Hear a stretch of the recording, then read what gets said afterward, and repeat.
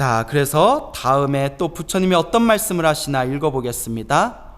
어떤 업은 중생이 수명이 짧은 가품을 받게 되고, 쉽게 말하면 어떤 업은 중생이 수명이 짧은 그런 업보도 있고, 어떤 업은 중생이 수명이 긴 가품을 받게 된다. 어떤 업은 중생이 수명이 긴 그런 업보를 받게 된다. 그러니까 똑같이 사람으로 태어났는데도 수명이 긴 장수하는 그런 사람이 있고, 또 똑같이 사람으로 태어났는데도 너무나 일찍 쉽게 단명해버리는 사람들이 있습니다. 이와 같이 똑같이 사람으로 태어나고 똑같은 중생인데도 서로 제각기 저마다 수명이 다릅니다. 이것도 자신의 인연법이라는 겁니다. 내가 지은 인연법이라는 것이죠. 또한 어떤 업은 중생이 병이 많은 가품을 받게 되고, 중생이 병이 많은 업보를 받게 되고, 어떤 업은 중생이 병이 적은 가품을 받게 된다.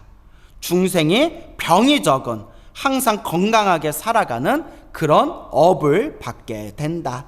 똑같이 사람으로 태어났는데도 건강하게 사는 중생도 있고 병약하고 힘들게 살아가는 중생들도 있지 않습니까? 이것도 자신의 인연법이라는 겁니다. 어떤 업은 중생이 누추한 얼굴의 가품을 받게 되고, 중생이 누추한, 그러니까 못생긴 얼굴의 가품을 받게 되고, 어떤 업은 중생이 당정한 얼굴의 가품을 받게 한다. 중생이 잘생긴 얼굴에 그런 가품을 얻게 한다. 그러니까 이번 생에 미남 미녀로 태어나는 것도 자신이 지은 복이고 선업이라는 겁니다. 실제로 어느 심리학자가 연구한 결과에 따르면 사람이 살아가는 세상에서 잘생겼다는 것은 굉장히 유리하다라는 그런 심리학자들이 그런 결과를 발표한 적이 있습니다. 근데 이런 거는 굳이 심리학자들이 밝히지 않더라도 우리가 일상생활에서 쉽게 느끼지 않습니까? 조금 능력이 부족해도 얼굴이 잘생기고 인상이 좋고 얼굴이 잘난 사람들은 항상 살아가면서 굉장히 많은 혜택을 보는 경우가 있습니다. 우리 같은 입장에선 굉장히 씁쓸한 느낌이 들지만 이것도 결국 누구의 인연법이다? 내가 지은 복이고 선업이고 내가 지은 인연법이라는 것입니다. 그래서 우리가 복과 선업과 공덕을 잘 닦으면 다음 생에 아주 미남 미녀로 태어나게 되겠죠. 어떤 업은 중생이 위세가 작은 가품을 받게 하고, 어떤 업은 중생이 큰 위세의 가품을 받게 한다라고 말씀하고 있습니다. 어떤 업은 중생이 위세가 작은 가품을 받게 한다. 그러니까 위세라는 것은 권력, 지위를 뜻하는 겁니다. 그러니까 내가 전생에 지었던 내 업연에 따라서 이번 생에 위세가, 권력과 지위가 높은 그런 복을 받는 사람도 있고, 또한 전생에 내가 지었던 악업에 의해서 이번 생에 권력과 지위가 낮은 그런 위치에 처하게 돼서 사람들에게 천대받거나 무시받는 업보를 받기도 합니다. 그래서 이번 생에 내가 지은 인연법, 내가 이번 생에 어떠한 선업과 악업을 지었냐에 따라서 우리가 다음 생에 위세가 등등하고 권력과 지위가 높은 사람들에게 존중받는 그런 존재로 태어날 수도 있고, 혹은 또한 내가 이번 생에 어떤 업을 지었냐에 따라서 다음 생에 사람들에게 무시받고 천대받는 그런 위치로 태어날 수도 있다라는 이런 무서운 경각심을 가지시기 바랍니다. 이 모든 것도 자신이 지은 인연법이다라는 것을 명심하시길 바랍니다. 어떤 업은 중생이 천한 성의 가품을 받게 하고, 어떤 업은 중생이 귀한 성의 가품을 받게 한다. 요 성이라고 나오죠. 성은 성씨를 뜻하는 건데 성씨.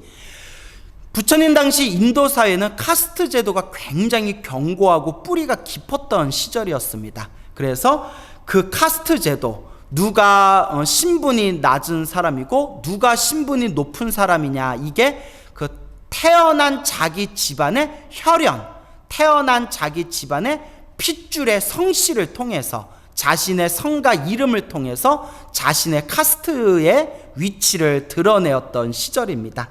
그래서 여기서 말하는 성이라는 것은 가문, 집안이라고 이해하시면 되겠습니다. 우리 이 지구상의 인류가 불과 100여 년 전만 하더라도, 불과 100 몇십 년 전까지만 하더라도 이른바 계급제도가 있었지 않습니까? 그래서 어느 가문에 태어난 좋은 집안, 어느 가문에 태어난 나쁜 집안, 이런 가문에 의한 계급제도가 있었는데, 그런 의미에서 이해하시면 되겠습니다. 어떤 업은 중생이 좋은 가문, 귀한 가문에 태어나는 가품을 받게 되고 업보를 받게 되고, 어떤 업은 중생이 이제 나쁜 성, 그런 좋지 못한 나쁜 집안, 가문에 태어나는 가품, 업보를 받게 된다. 좋은 집안에 태어나느냐, 나쁜 집안에 태어나느냐, 이것도 자신이 지은 인연법이라는 거죠. 지금 우리 이 지구상에는 계급제도가 거의 사라졌죠. 사실상 계급제도가 거의 다 사라졌을 텐데, 지금 이 시대적인 입장에서 이 말씀을 살짝 바꿔보면 요새 애들이 자주 쓰는 표현 있죠. 무슨 금수저로 태어났냐, 흙수저로 태어났냐, 애들끼리 그런 말장난 하지 않습니까? 그러니까 그런 식으로 말을 바꿔볼 수가 있겠죠. 전생에 선업을 많이 지으면 귀한 가문, 금수저 집안에 태어나고, 전생에 좋지 못한 나쁜 업을 많이 지었으면 나쁜 가문, 흙수저 집안에 태어나게 된다. 이렇게 이제 말씀드릴 수 있겠죠. 하지만 말은 이렇게 했지만 우리 아이들이 금수저니 흙수저니 따지면서 지금 살아가고 있는 이 현실이 너무나 안타깝습니다.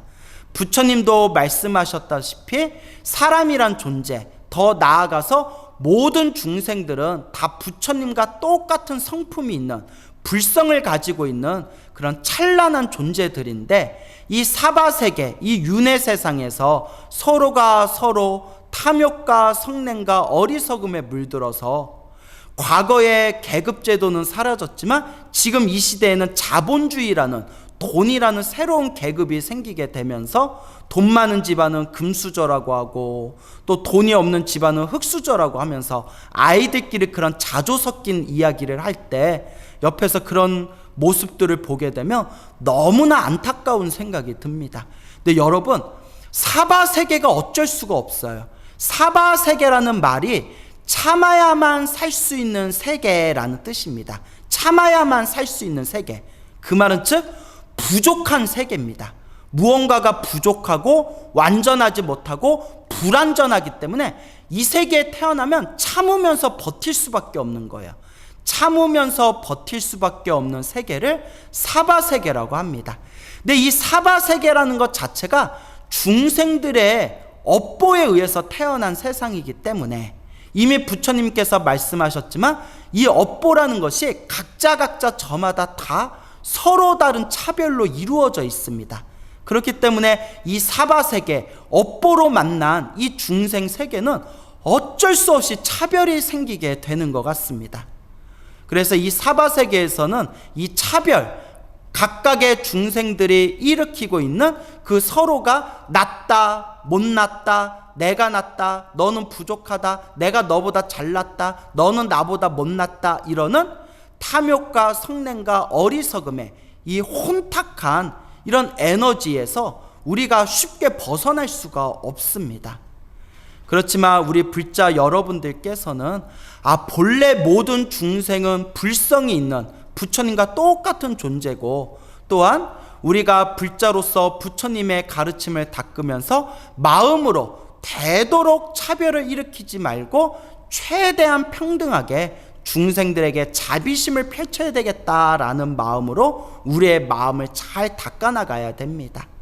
물론 어렵긴 하지만 우리가 이와 같이 부처님의 가르침을 잘 닦아나가는 불자가 되었을 때 우리 불자들의 마음 창고에 복과 선업과 공덕이 가득 쌓인다는 것을 꼭 명심하시기 바랍니다. 그래서 금수저니 흙수저니 따지는 이 현실이 저는 너무나 싫고 너무나 짜증나고 너무나 안타깝지만 이 사바세계라는 이 세상 자체가 어쩔 수 없이 자기들 전생의 업보 따라서 태어난 세상이기 때문에 어쩔 수 없이 자신들이 지은 업보의 차별이 펼쳐질 수밖에 없구나라는 것을 여러분들이 또한 기억하셔야 됩니다. 그래서 열심히 우리가 수행하고 염불하고 공덕을 닦아서 빨리 이 세계를 아름답고 더욱더 좋은 세상으로 만들 수 있도록 불자로서 보살행을 닦아야 할 것이고, 다음 세상에 아무런 차별이 없는 평등한 세상, 최상의 최고의 거룩한 세상인 아미타 부처님 서방 극락세계에 태어날 수 있도록 항상 발언하면서 여러분들이 마음을 닦고 수행하셔야 된다라는 것을 꼭 되새기시길 바랍니다. 어떤 업은 중생이 적은 재산의 갚음을 받게 하고 어떤 업은 중생이 많은 재산의 갚음을 받게 한다. 어떤 중생은 똑같이 사업을 하고 장사를 했는데도 어떤 중생은 하는 일마다 돈이 술술 들어와서 큰 부자가 되는 중생이 있고, 또 어떤 중생은 똑같이 사업을 하고 장사를 했는데도 하는 일마다 하나도 되는 일이 없어서 경제적으로 너무나 힘들고 괴롭고 답답하게 그런 항상 돈 걱정 때문에 살아가는 중생들이 있습니다. 이것도 다 자신이 지은 인연법이라고 합니다. 이제 앞으로 업보차별경에서 자세히 나올 텐데요, 부처님께서 말씀하시기를 전생에 널리 베풀고 복을 많이 짓고 선업을 많이 지은 사람들은 태어날 때마다 항상 풍요롭고 풍족하고 부유한 그런 업을 받게 된다고 합니다. 하지만 전생에 복을 짓지 않고 인색하게 살고 다른 사람들에게 널리 베풀 줄 모르고 살았던 사람들은 이번 생에 사람으로 태어났다 하더라도 항상 경제적으로 힘들고 돈 때문에 항상 고생하는 그런 업을 받게 된다고 합니다. 이것도 자기 자신이 지은 인연법입니다. 그래서 이번 생에 우리 주변에 있는 부자로 살아가고 부귀영화를 누리면서 살아가는 사람들 중에 정말 갑질하고 못되게 살아가는 못된 사람들이 있습니다. 그런데 이번 생에 못되게 살아가는데도 이번 생에 부유하고 풍족하게 살아가는 사람은 어쨌거나 전생에 복을 많이 지었기 때문입니다. 어쨌거나 전생에 선업을 많이 지었기 때문이다. 그렇지만 이번 생에 내가 지었던 복을 다 까먹고 내가 지었던 그 복의 창고에 있는 그 복의 창고에 내가 지어놓은 그 복덩어리를 다 쓰고 나면 다음 생에 자신의 빚과 업보를 갚을 수밖에 없는 겁니다. 그래서 이번 생에 자신의 부귀영화가 영원할 줄 알고 함부로 사람들에게 갑질하고 뒤에서 못된 짓을 하는 사람들은 이번 생에는 설사 조용히 넘어간다 하더라도 다음 생에는 반드시 무서운 업보를 받게 될 겁니다. 그렇기 때문에 우리 불자님들께서도 만약에 경제적으로 힘들거나 돈 때문에 힘든 분들이 계시다면 내가 전생에 너무 박복하고 인색하게 살았나 보구나 라고 반성하시면서 이번 생에 자꾸 복을 지을 수 있도록 조금이라도 내 상황 따라서 내 상황에 맞추어서 조금씩이라도 꾸준하게 복을 지을 수 있도록 노력하셔야 됩니다. 실제로 제 주변에 불자님이거나 혹은 스님들 중에서도 경제적으로 어려움에 처했을 때 내가 전생에 복을 많이 짓지 않아서 내가 이번 생 이렇게 경제적으로 힘든 상황에 처했구나라는 것을 반성하시면서 정말 열심히 기도하고 꾸준하게 복을 지으셔가지고 말년에 경제적으로 안정되신 분들을 굉장히 많이 그런 체험 사례를 제가 듣거나 목격한 적이 있습니다. 제가 아까도 말씀드렸지만 불교는 운명을 바꾸는 법입니다. 지금 힘들고 괴롭고 답답할 때 더 열심히 기도하시고 더 열심히 복과 선업과 공덕을 쌓으신다면 여러분들의 운명이 점점 더 좋은 쪽으로 바뀌어 나가게 될 것입니다. 자, 그러면 다음 다시 한번 살펴보겠습니다. 어떤 업은 중생이 삿된 지혜의 갚음을 받게 하고 어떤 업은 중생이 바른 지혜의 갚음을 받게 한다. 그러니까 우리 중생들 중에서도 굉장히 총명하고 지혜로운 중생이 있는가 하며 어떤 중생은 정말 어리석고 우둔한 그런 또 삿된 견해를 가지고 있는 중생들도 있습니다. 이것도 자기 인연법이라고 합니다. 그래서 우리 불교적인 입장에서 보면 이 세상에는 수많은 사이비들이 있습니다.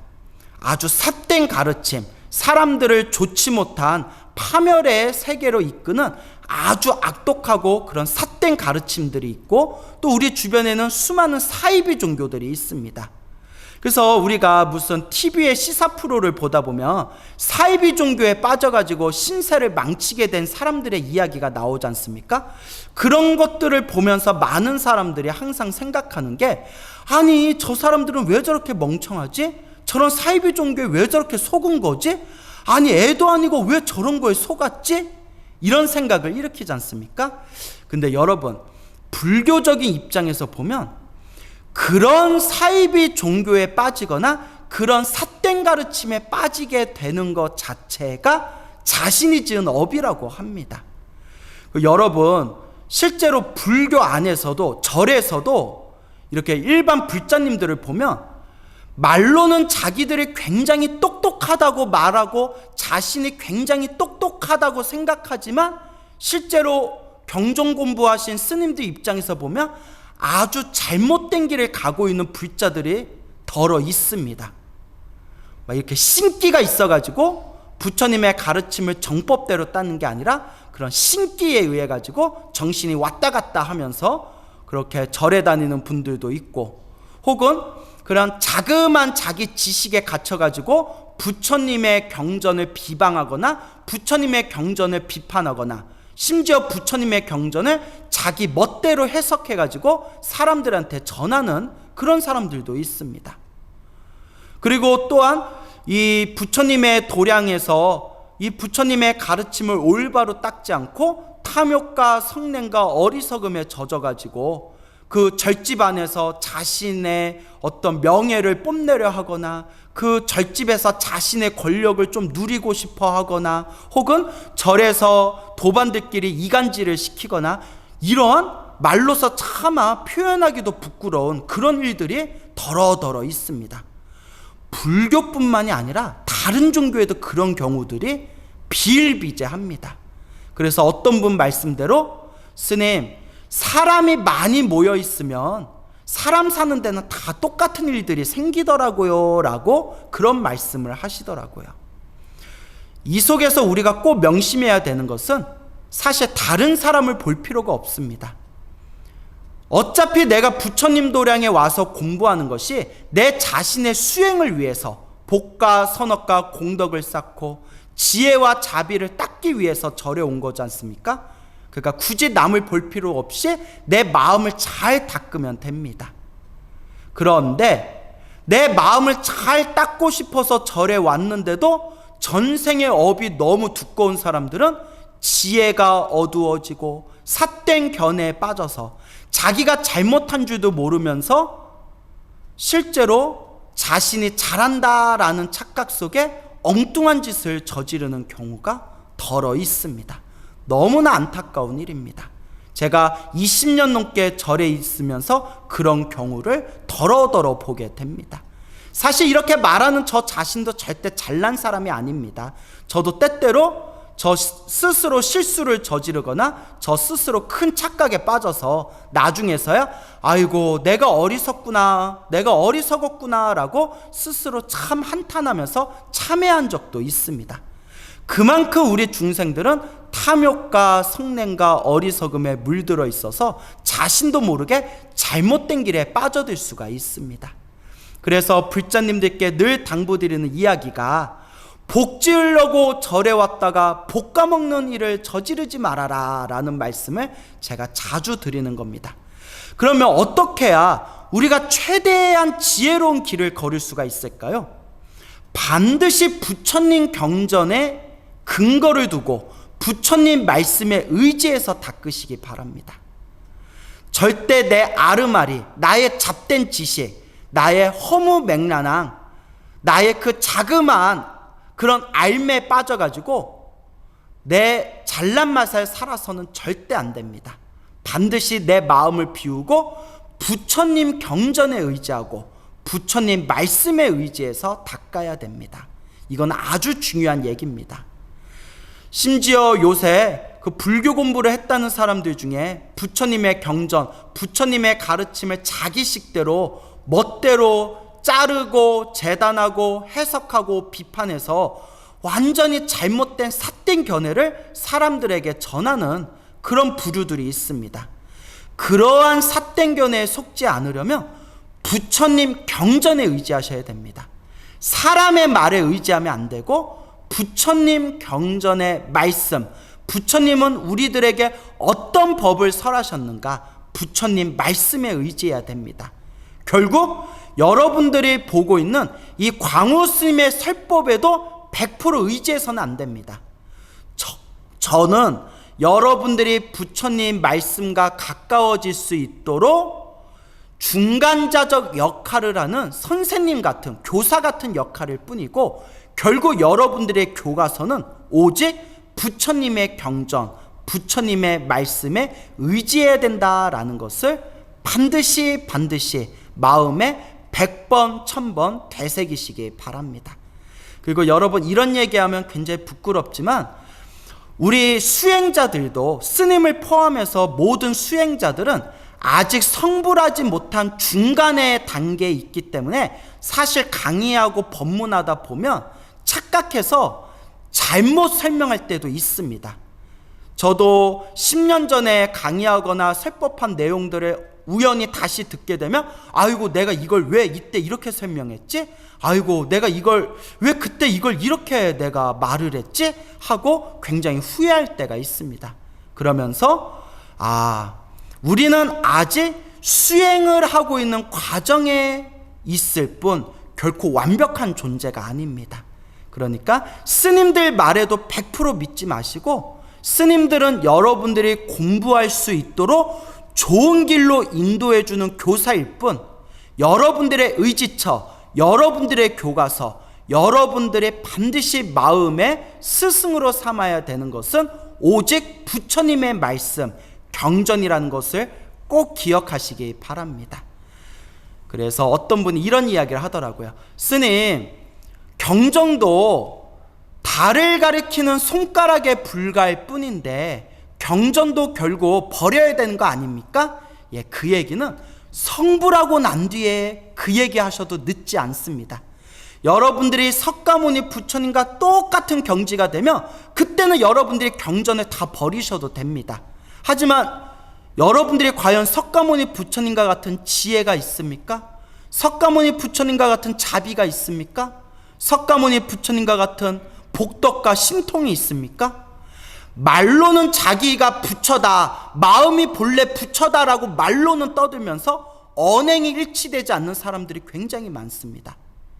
석가모니 부처님과 같이 육바라밀을 완성하고 지혜와 자비와 복덕과 신통을 완벽하게 갖추신다면 그때는 부처님 경전을 버리셔도 좋습니다. 하지만 성불할 때까지는, 우리가 부처님과 똑같은 경지가 될 때까지는 반드시 부처님의 경전, 부처님의 말씀에 의지해야 된다라는 것을 꼭 명심하시길 바랍니다.